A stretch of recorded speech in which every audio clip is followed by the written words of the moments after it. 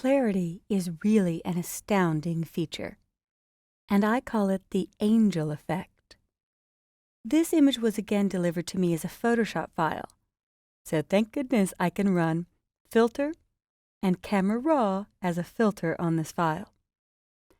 What I'm going to go for is an ethereal glow, and it's very simple to apply.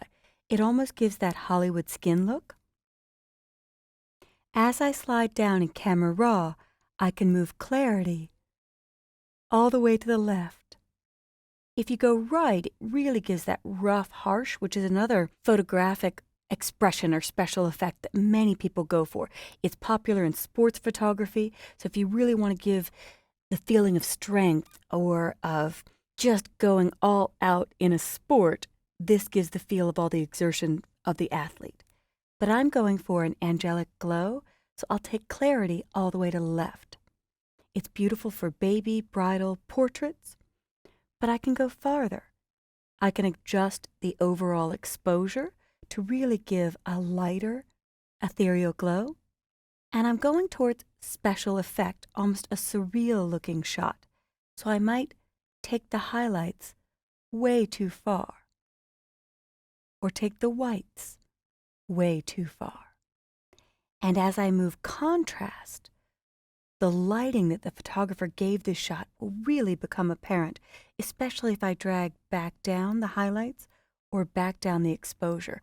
Take a look at all that gorgeous shine just where they put the light at every curve and bit of detail on the cheeks and the shoulders and the neck. So you really are making the skin the focal point of this image. And it doesn't hurt with the eyes either.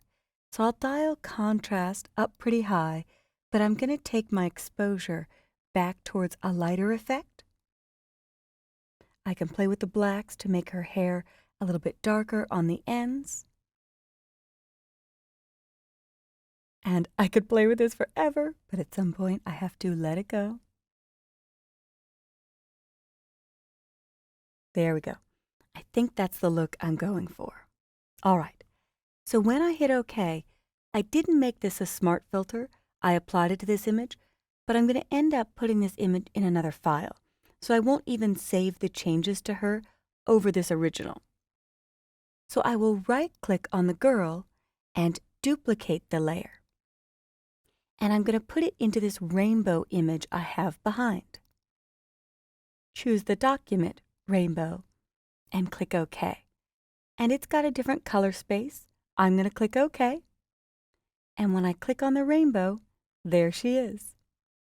Now it did keep a layer mask, and I see a little bit of a halo that I left when I created the original mask. So I'll click on the mask layer, go to my paintbrush tool, and use my right bracket on my keyboard to make the brush a little bigger. I can click and shift-click to just wipe out that line.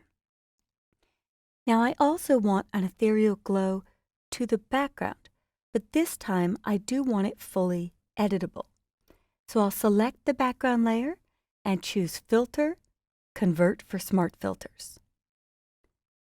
I'll click OK and name this Rainbow. Now when I run Filter, Camera Raw, and apply my clarity, and play with my exposure, my shadows, my whites and blacks, to end up with a final piece.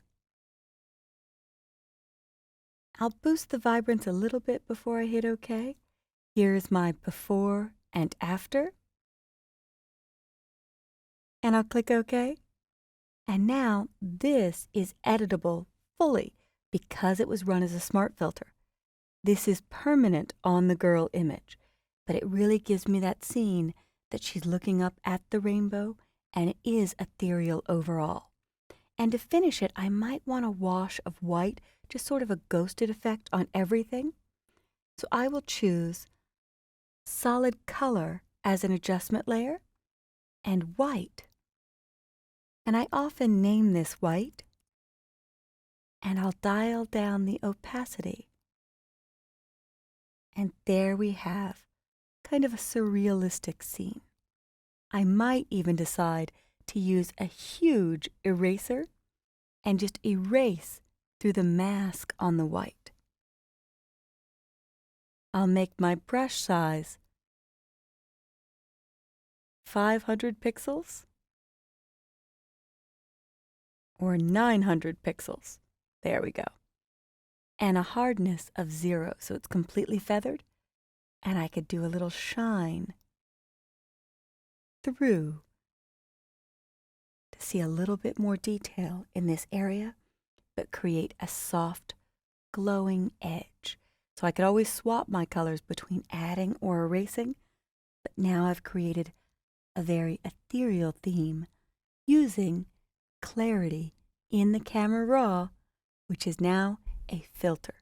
You could also use clarity on all of your images shot in Camera Raw. It's one of the standard dials in the Adobe Camera Raw dialog, and I just can't thank Adobe enough for making it available as a filter so I could run it on anything. Try this out on some of your own shots.